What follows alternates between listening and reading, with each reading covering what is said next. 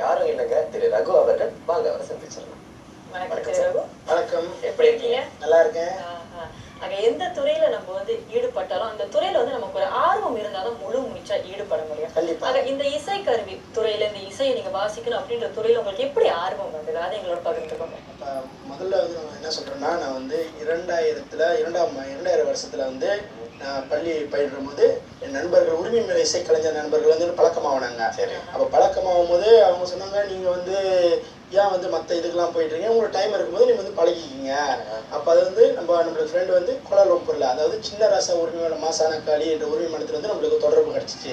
அப்போ அவங்க மூலியமா நான் சேர்ந்து முறையா அந்த குரூப்ல நான் பயின்று இது வரைக்கும் 2015, அதாவது 17 வருஷமா அந்த குரூப்ல இருந்து நான் முறையா பயின்று வந்து வாசிச்சுக்கிட்டு இருக்கேன். நான் அந்த குரூப்ல கண்டிப்பாக வாசிச்சுட்டு இருக்கீங்க அப்படின்னு சொல்லி பார்க்கும்போது 2000 ஆண்டுலயே வந்து நீங்க ஆரம்பிச்சிட்டீங்க. கண்டிப்பா நிறைய விஷயங்கள் நீங்க கண்டிப்பா இருப்பீங்க. ஆக அடுத்த நாங்க வந்து நேரத்தை வீணடிக்கிறதுல எப்படி வாசிச்சு காமிப்பீங்க அப்படின்னு தான் நாங்க பார்க்க போறோம். ஒரு சிறிய இசை எங்களுக்காகவே. கண்டிப்பாக அவர் வாசிக்கிறத பார்க்கறதுக்கு நானே ரொம்பவே ஆர்வமா இருக்கேன். கண்டிப்பாக.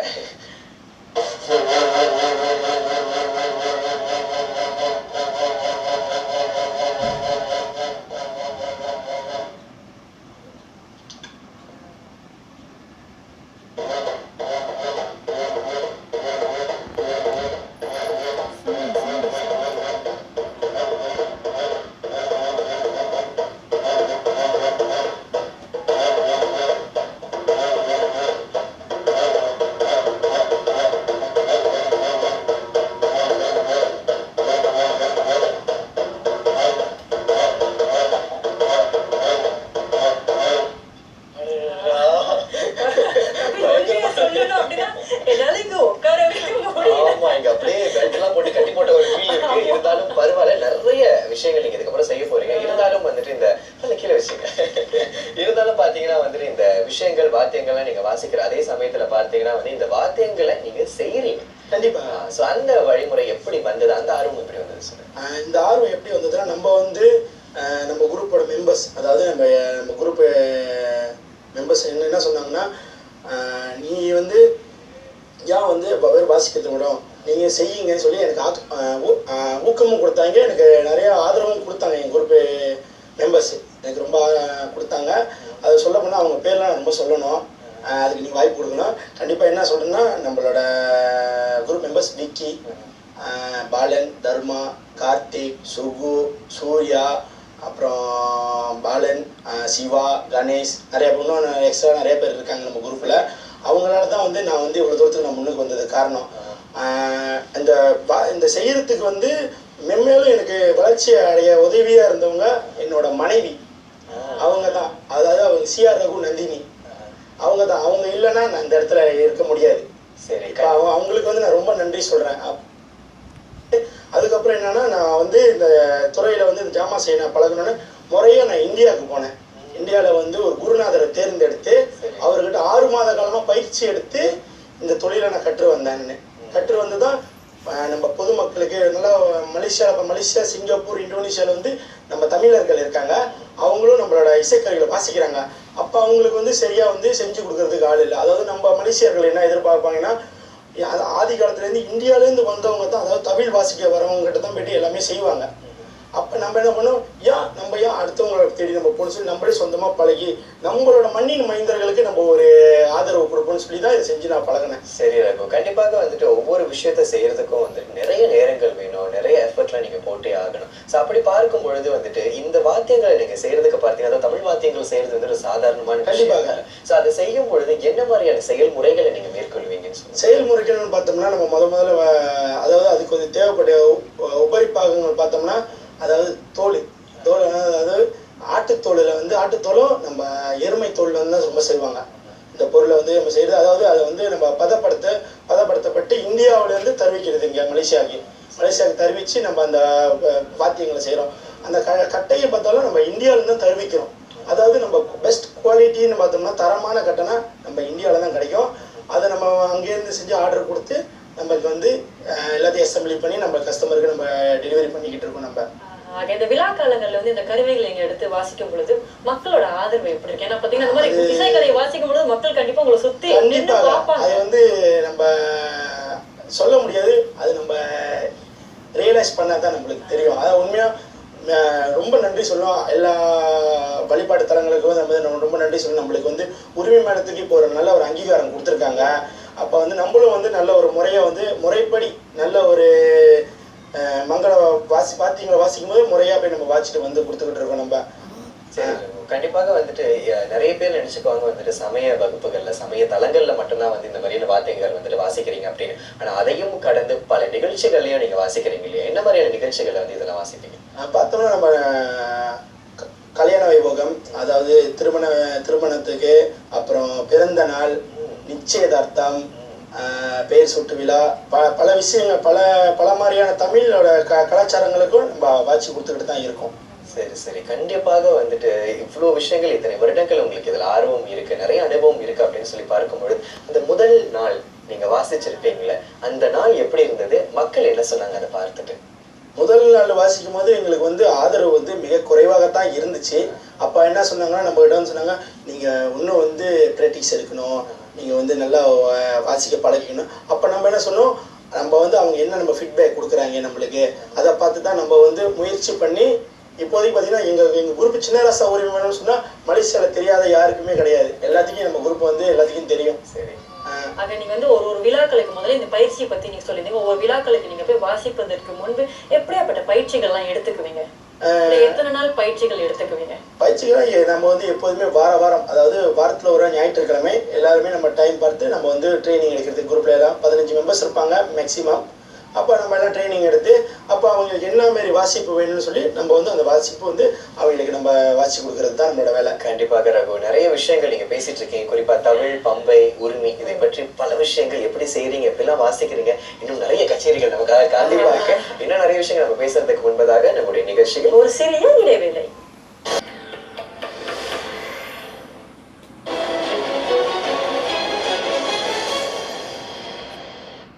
ஆக கண்டிப்பாக நிறைய விஷயங்கள் நம்ம பேசிக்கிட்டு இருக்கோம். தமிழ், பம்பை, உரிமை அப்படின்ற பல விஷயங்கள் நம்ம பேசிக்கிட்டு இருக்கோம். கண்டிப்பாக இன்னும் நிறைய விஷயங்கள் இருக்குதுங்க. ஒரு அரங்கமே வந்துட்டு அப்படியே அதிர்ற அளவுக்கு வந்துட்டு பல விஷயங்கள் நடக்க போகுது இல்லையா மாதிரி. ஆக கண்டிப்பா அவரை நம்ம தொடர்ந்து பார்த்து பேசுவோம். ஆக ரகு, பாத்தீங்கன்னா வந்துட்டு உங்க கையில இப்ப ரசிகர்கள்லாம் பாத்துருவாங்க தமிழ் இருக்கு. இந்த தமிழ் வந்துட்டு எப்போதுமே பாத்தீங்கன்னா வந்துட்டு திருமண ஃபங்க்ஷன்ஸ்ல நம்ம பார்ப்போம். அதெல்லாம் பத்தி இன்னும் நிறைய நீங்க விஷயம் பேசுறதுக்கு முன்பதாக எங்களுக்காக ஒரு சின்ன கச்சேரி.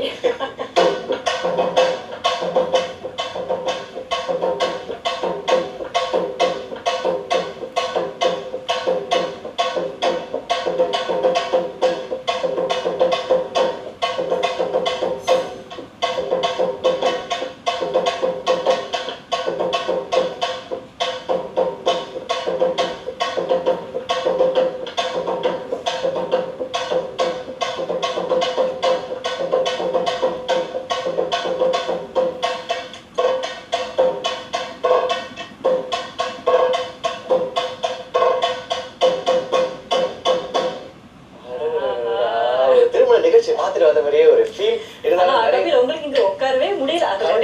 தெரியல நிகழ்ச்சி வந்து எழுந்திருச்சு நின்று படைக்க முடிஞ்சா கூட நான் படைச்சேன். அந்த மாதிரி ஆடிக்கொண்டே படைக்கலாம் அப்படின்னு சொல்றீங்க. சரி ரகு, கண்டிப்பாக நீங்க வந்துட்டு முதல்ல பாத்தீங்கன்னா உரிமை பத்தி சொன்னீங்க, அப்புறம் தமிழ் பத்தி சொன்னீங்க. இதெல்லாம் ஒரு புறம் இருக்க, நீங்க பாத்தீங்கன்னா வந்துட்டு இளைஞர்களுக்கு வகுப்புகள் நடத்திட்டு வரீங்க இல்லையா? அந்த வகுப்புகள் பற்றி சொல்லுங்க. இப்போ நம்ம பார்த்தீங்கன்னா நம்ம வந்து உரிமை மேல இசை யாருக்கு ஆர்வம் இருக்கோ, இளைஞர்களுக்கு நம்ம மண்ணின் மைந்தர்கள் யாருக்கு ஆர்வம் இருக்கோ நம்ம இலவசமா செஞ்சு கொடுக்குறோம். அதாவது நம்ம எந்த ஒரு கட்டணம் இல்லாம அவங்களுக்கு வந்து இலவசமா நம்ம வந்து இந்த பயிற்சி நம்ம வழங்கிக்கிட்டு இருக்கோம். யாருக்கு ஆர்வம் இருக்கோ முறையா ஆர்வம் உள்ளவங்களுக்கு நம்ம வந்து முன்னுக்கு இருந்து அவங்களுக்கு வந்து நம்ம அந்த வகுப்புகளை பயிற்சிகளை வழங்கிக்கிட்டு தான் இருக்கோம். இது போன்ற இந்த கலைகள்ல வந்து நம்மளோட இளைஞர்கள் வந்து எந்த அளவுக்கு ஆதரவு கொடுக்குறாங்க? ஆரம்ப காலத்துல சொல்ல போனா நம்ம வந்து மலேசியாவில் பார்த்தோன்னா, அதாவது உரிமை குழுக்கள்னு பார்த்தா உரிமை மேல குழுக்கள் பார்த்தா 2004 பார்த்தோன்னா ஒரு 100 குழு கூட இல்லை மலேசியாவில். அதாவது இப்போ 2017 பார்த்தோன்னா 300 குரூப்புக்கு மேலே இருக்காங்க. அதாவது குழுக்கள் நிறையா இருக்காங்க. அதாவது மலேசியாவிலேருந்து சபா சரவா, இந்தோனேஷியா, சிங்கப்பூர்லேயும் நம்மளோட இசைக்கலைஞர்கள் நிறைய பேர் இருக்காங்க குழுக்கள். கண்டிப்பாக அதே சமயத்துல வந்துட்டு இளைஞர்கள் அப்படின்னு சொல்லி பார்க்கும் பொழுது இந்திய இளைஞர்கள் மட்டும் இல்லாம மற்ற இனத்து இளைஞர்களும் அதை கத்துக்கிறாங்க. நம்ம வந்து பாத்தீங்கன்னா நம்ம வந்து சொல்லி கொடுத்துருக்கோம். அதாவது ஒரு இசைக்குழுவே ஆரம்பிச்சு கொடுத்துருக்கோம். அதாவது நம்ம சீனர்களுக்கு மலேசியா சீனர்களுக்கு வந்து அவங்க ஆர்வப்பட்டாங்க. அப்போ நம்மகிட்ட கேட்டாங்க, இந்த மாதிரி நம்ம எங்களுக்கு ஒரு குழு ஆரம்பிக்கணும், எப்படி எங்களுக்கு சொல்லிக் கொடுக்க சொன்னாங்க.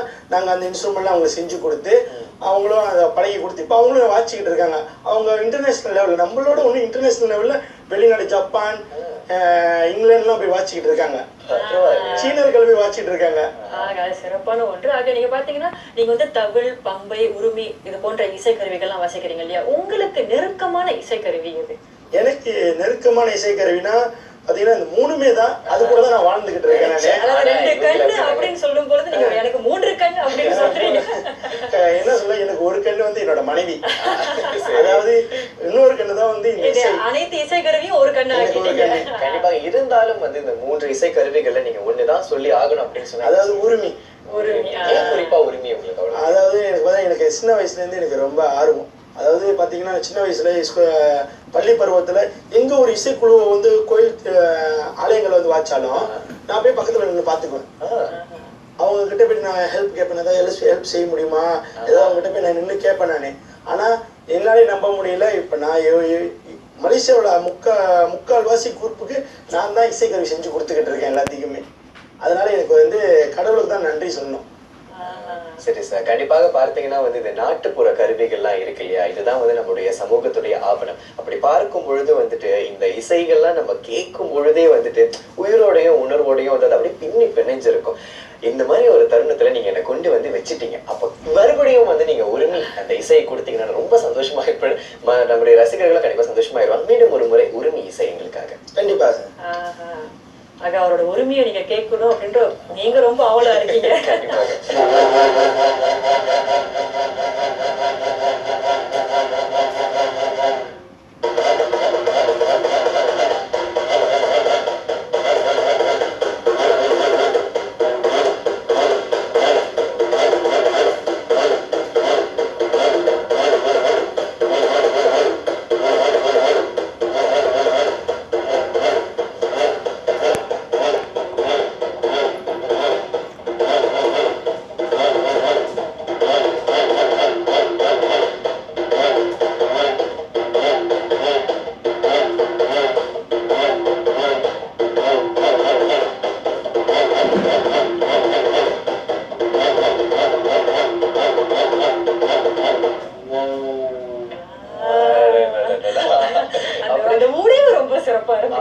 கண்டிப்பாக. அதாவது இந்த இசை கருவியில நீங்க எந்த அளவுக்கு வந்துட்டு பாசம் வைத்திருக்கீங்க அப்படின்னா, நீங்க உங்க முகத்தை பார்க்கும் பொழுது அதை வாசிக்கும் பொழுது எப்படியே மூழ்கிடுறீங்க. பார்க்க மாட்டீங்க. ஆமாங்க ரகு, நீங்க பாத்தீங்கன்னா இந்த மாதிரி இசை கருவிகள் இல்ல இசைத்துறையில இந்த மாதிரி கலைத்துறையில ஆர்வம் இருக்கிறவங்க வந்து அவங்க ரொம்ப அதிக அளவுல ஈடுபாடா இருப்பாங்க அந்த துறையில. ஆக இந்த மாதிரி இசைத்துறையில இந்த மாதிரி கலைத்துறையில வந்து ஈடுபாடா இருக்காங்க, அதனால என்ன நன்மைகள் அப்படின்னு கொஞ்சம் சொல்லுங்க. என்ன நன்மைகள் பார்த்தோம்னா, அவங்களுக்கு வந்து வேலை செய்கிற நேரம் போக மற்ற நேரத்தில் வந்து ஃப்ரீயாக இருக்கிற நேரத்தில் வந்து இந்த மாதிரி கலையை வளர்த்துட்டுலாம் அவங்களோட டைம் ஸ்பெண்ட் பண்ணலாம். கெட்ட வழிகளுக்கு போகாமல் தடுக்கலாம். அவங்களுக்கு வந்து பார்த்திங்கன்னா இந்த இதில் வந்து நிறையா தெய்வ காரியங்களில் ஈடுபடும் போது நம்மளோட மனசு வந்து நல்லா சுத்தமாக இருக்கும். நம்ம வந்து நல்ல ஆலயங்களில் போய் நல்லா வாசிக்கும் போது நம்மளோட வந்து டைம் வந்து நல்ல வழியில் செலவழிக்கலாம். இதுலேயும் வந்து ஒரு வருமானமும் இருக்குது நம்மளுக்கு. அதாவது பார்த்திங்கன்னா நம்ம பார்ட் டைம் ஜாப்னு கூட சொல்லலாம். இது ஆனால் ஆலயங்களை போய் வாட்சோம்னா நம்மளுக்கு நல்ல ஒரு பணம் கொடுப்பாங்க. அதை வச்சு நம்ம குரூப்லாம் பகிர்ந்துக்கலாம். அதில் வந்து நம்மளுக்கு ஒரு இன்கம்னு சொல்லலாம். இதை வச்சு ஒரு இன்கமும் செய்யலாம், நம்மளோட மன திருப்தியும் நம்ம அடைஞ்சிக்கலாம். அதில் சரி, கண்டிப்பா சார். அதாவது நீங்க பார்த்தீங்கன்னா கலைஞர்களா மட்டும் இருக்காம அந்த விஷயத்தை வந்து ஒரு வணிகமா கொண்டு போயிட்டு அதுல இருந்து நம்ம எப்படி பணம் சம்பாதிக்கலாம் அப்படின்னு சொல்லிட்டு ஒரு நல்ல உதாரணமா நீங்க இருக்கீங்க. இறுதியா மீண்டும் ஒரு முறை எங்களுக்காக அந்த தமிழ் வாத்தியத்தை கேட்கணும்னு ஆசையா இருக்கு. கண்டிப்பா.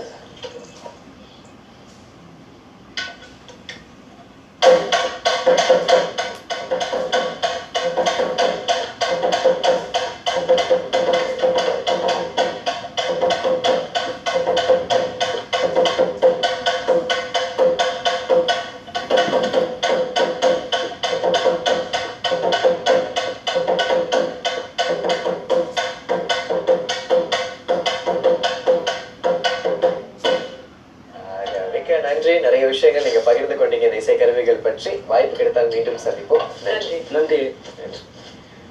ஆக செல்வகுமார்